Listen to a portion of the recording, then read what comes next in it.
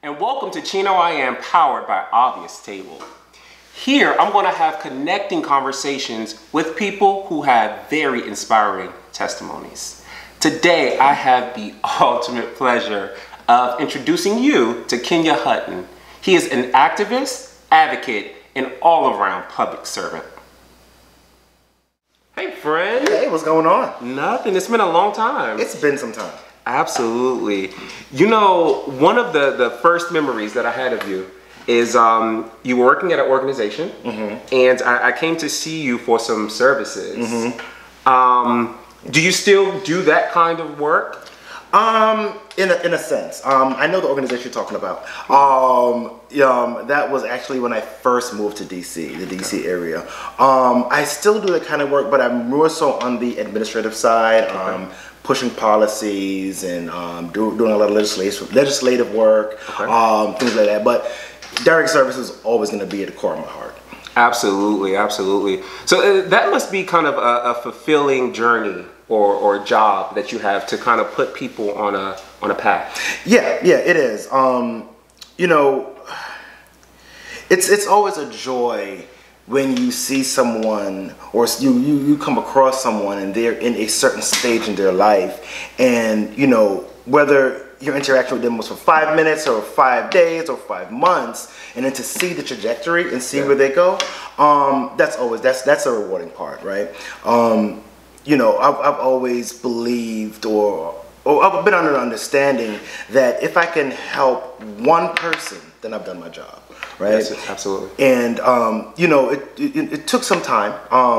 You know, no one wakes up in this world, but you know, I've been blessed along the course of my life to come across a lot of people that really showed me what it's like to be, you know, a servant leader. Absolutely. What it's like to help community. It's not about the money. Right. It's about, you know, bettering a community. You know, if I do good, you know, I need you to do good. Because if we can do good, then all of us do good, right? So that's really been my goal, and that's really the fulfilling part of it, is really just helping people, whatever it might be, you know what I mean? Because if you know anything about me, I work in a number of different spaces. Right. I am a stereotypical Jamaican. I do a lot. But you know, but at the end of the day, when I can sit back and say, okay, yeah, I can see this you know, person, this individual, you know, really benefited from our interaction, I sleep great at night for that. Absolutely. So talk to me about your process, because I know, being in that line of work, you deal with heavy subjects all the time. So what do you do in order to kind of decompress from the day and kind of disconnect from those kind of situations? So, you know, and that's something that I would even say I'm still learning how to do that, how to disconnect and decompress. I've gotten better. Where, you know, a certain time of the day I turn my phone off, right? Oh, okay.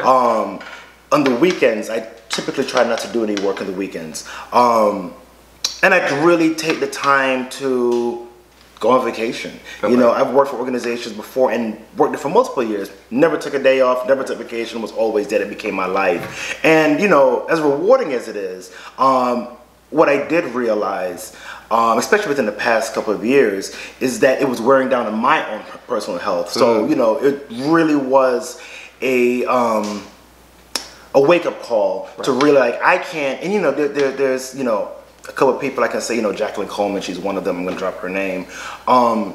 I can't help someone if I can't help myself. If my cup is empty, I can't point to anyone else's cup. And you know, when I started hearing those things, I was just like, what do you mean? You know, but you know, it came to a point in my life when I realized I was draining myself. I really didn't have much energy to give. Right.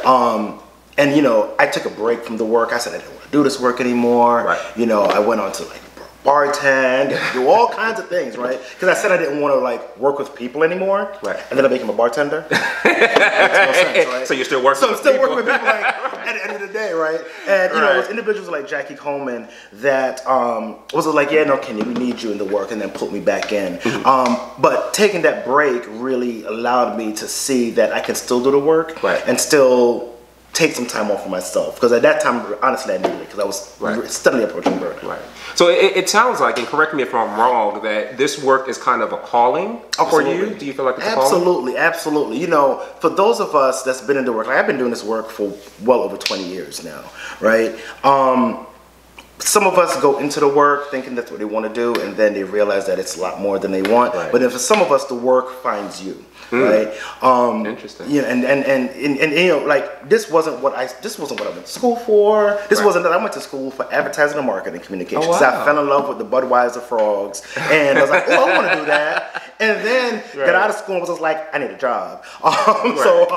Got my first part-time job doing this work, and then came across some other people, you know, Aisha, Casper, all these people that I met at an organization in New York City that really was like, Kenny, you have something. Right. You probably should look into it. So, you know, that really gave me the initiative to really do more of this work. So, you know, I got into it just thinking I just needed a check just to pay some bills. Right. And it found me, like it found me, put its claws in me, and did not let go. And even when I left and I said, I don't want to deal with people no more, I'm tired of it, it pulled me right on back. So like, come on here, honey, and put me right back into the fold. And as you know, at that point I just had to, you know, just say, okay, I'm gonna stop fighting. Yeah, just stop fighting after a while. Just like this is my calling. This is what my path has been laid out for me, and just accept it for what it is. Absolutely. So I know that you are an activist, and you are a servant in the ballroom community. Yes. Right. Yes. So I like to have conversations around, you know, substance abuse. Have you seen a lot of substance abuse in that community? Absolutely. Absolutely. You know, I'm one of the co-directors of the House of Garçon's C2G Pro division. Okay. And that's where it's a branch of the house that does a lot of this work. We're all professionals, but it's all people that, you know, really utilize our personal networks to leverage and better the community as a whole. So we have everything from activists to makeup artists to you name it. Right. Right. And a lot of our work, especially of late, has really been discussing substance use. And one of the things I want to always tell people is like substance use is not a new thing. Like it's been around. We're just hearing about it more, right? With you know, with the increase of social media and the way things are happening now, we hear about it a lot more. And with that, we are seeing like back to back situations happening. And also, you know, and I had this conversation with some folks not too long ago, the drugs have changed, right? The drugs have changed that people were using. It takes a little bit to get you a long way now, right? And sometimes people don't understand that. So what we're seeing now is not just, you know, substance use, but what we're seeing is overdoses happening. Overdoses happening at an alarming rate. You know, God, I think by the time it was March, we had in this area, we had about 7 or 8 individuals from the ballroom community that overdosed and didn't make it, unfortunately. So that was really a wake-up call. And even we noticed before, even when we look back at individuals, you know, there's some substances that the community has really, I shouldn't say the community has, but has gotten a grip on the community. And we're seeing a lot of overdosing. We're seeing a lot of, which is compiled with like mental health issues. And we're just seeing, you know, you know, when you go undiagnosed, right, which is a big thing in our community, in the black community, especially the black queer community. You know, mental health is a big deal. It's a big deal, and we should all take advantage of it, right? But you know, when you're undiagnosed and you're dealing with all the isms. All the isms, right? Because there's a lot of isms. I can't even pick one or two. It's a lot, right? Yes, right, exactly. And then you compile that with substance use. You know, a lot of times what happens is, you know, it's that come down when folks are like depressed and they come back to reality and they don't really want to be there anymore.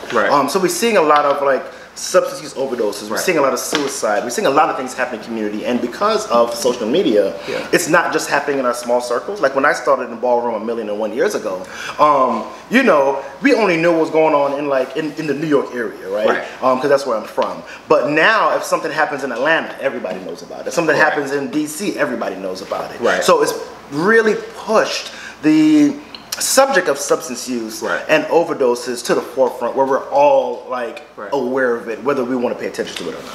Absolutely, and I totally understand. And you're right. Social media is a catalyst now, where, you know, a lot of information gets out and quickly. So let me ask you this: if there was somebody in your house and they came to you and they, you know, said that they had a substance use problem, what's the process? What is your process to getting them help or putting them on the correct path to better their life?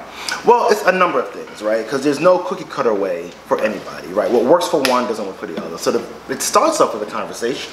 Like really talk to that person and seeing where they are. Right. Finding out like their needs, what access, what services, what resources they have, what they have access to locally, and then being that bridge, right? But really starting with that conversation and also just reassuring, whomever it is that, I'm going to help them. I'm going to be with them all the way to the end. Because sometimes folks just need to know that they have some sort of a support system that's going to be there for them until the end. So that's one of the first things that we do is I sit down, this happened, or I sit and I just have a conversation with them and talk with them. And then together, we develop a plan. Right, we talk together. What do you want to do? How do you want to do this? I lay out a number of options or whatever resources I have in my my little purse that I can pull out, and I say, okay, well, what do you know of? And let's see which one might fit you best. And we also acknowledge the fact that, listen, if you go down this road and it doesn't work out, it's okay. Right. It's okay. We're just gonna decide whenever you're ready to get back on that horse again. Right. But it's also letting people know that they have multiple options and a strong support system. That's really the core of it. And then from there, we go on. We go where we gotta go. Whether it's getting them signed up for insurance, finding them a primary care doctor, finding them a treatment center or services that they may want, because some people may want inpatient, some people may not. But it's really that conversation is really the first step to really finding out where someone is and what their goal is. And then we could together strategize how to get them to reach their goals. Absolutely. And you know what that makes me think of? There are many different roads to a destination. Absolutely. Right? So because I took one route and it worked for me, that does not mean that you have to take the same route that I took. Absolutely. So you can find the route, but just get to the destination. That's it. If you identify that this is your destination, let's figure out a route, a route. I don't care if we're walking, driving, biking, jogging, whatever. Let's get you to your destination. Absolutely. So that really, kind of resonated with me. And also with me being in recovery myself, I understand. It took me many different ways. I tried so many different things, but I had to accept that I had a problem, just like you have the conversation with them. So I had to seek out help and know that this isn't my current way. This current way of life isn't the life that I want to lead. So how can I? Who can I? Where can I go to get the help that I need? Absolutely. This is so many things. First of all, congratulations. Thank you. On being in recovery. I think that's important. I think it's important that we celebrate these things. Like when someone does come out and say, I'm in recovery, celebrate it. Whether it's a day, whether it's a month, whether it's a year, celebrate it, right? I'm all about celebrating small victories. But you're absolutely right. The other part is also too, I think a lot of times, especially if we want to talk about ballroom, ballroom leaders, ballroom legends, icons, whatever title they want to hold, they feel that, oh, if I know you're dealing with substances, I need to tell you to go and get into rehab. I need to tell you to go and do this, and to tell you to go and do that, instead of asking that person, because I can pick you up, drag you by your shirt collar to a recovery center, but until you're ready to make the decision, it's not going to be successful, right? So you have to make the decision. So you're absolutely right. I totally understand, and my heart aches because I know a couple of the overdoses that happened, and I was just like, man, that could have been me. Yes. Every time I hear about an overdose, I think that could have been me. So for today, my higher power spared my life. So what I try to do now is try to live life like it's my last day. And just for today, every time I get up, I tell myself, just for today, I'm not using. Sometimes, I have to minimize it, and it's not even day by day. Sometimes it's hour by hour. Sometimes it's minute by minute. Sometimes it's second by second. So, I really, really hear and understand what you're saying. That's that thing, right? Like, it doesn't look the same for everybody. It looks different for everybody. And I think that's what we need to understand as a community. Right? It's like, just because I know someone that went through one process doesn't mean the next person is going to go through this. It's going to be successful for the next person, right? And like you said, you get up every day and you say, I'm not going to use today, but sometimes like by hour, and that's some real stuff, right? That people don't need to talk about. And I think sometimes in our community, they don't mean any harm, right? It's all well intentioned, but you have to understand how your process can hurt or deter someone from getting to that destination, and putting your own personal feelings to the side and really think about the person that you're trying to. Correct. So let me ask you a question. What conversations do you think need to be had, you know, that we're not having in the ballroom community, or just in our community in general? Are there any conversations that you can think of where you're like, you know, we're not spending enough time, you know, shedding light on this certain thing? What does support look like? That's something that we don't talk about in the community, right? Okay. You know, ballroom community, queer community, black community, we ain't talking about what real support looks like, right? We have this vision or this thought or this idea of what support looks like, you know, that we learned from this person, that person, on TV, whatever. But what does real support really look like in our community, and how can we really be supportive of our friends, family, etc., that we, you know, are around all the time? What does it look like? And, you know, that's one conversation. And then also, not only just discussing it, but just giving people in the community the skills to be able to execute it. Because just because you may want to be, you know, an advocate or support somebody, maybe that might not be for you. Right? So, and understanding that, you know, being able to see the cues and say, hey, I see a problem. I might not be the one that can help you with this problem, but let me call Chino. Let me call Kenya. Let me call this person, because they might be able to get you to that destination. So really the discussion around what support looks like is something that I definitely see that we don't really talk about. But we all talk about we need support. We talk about we need this, we need that. But what does it look like?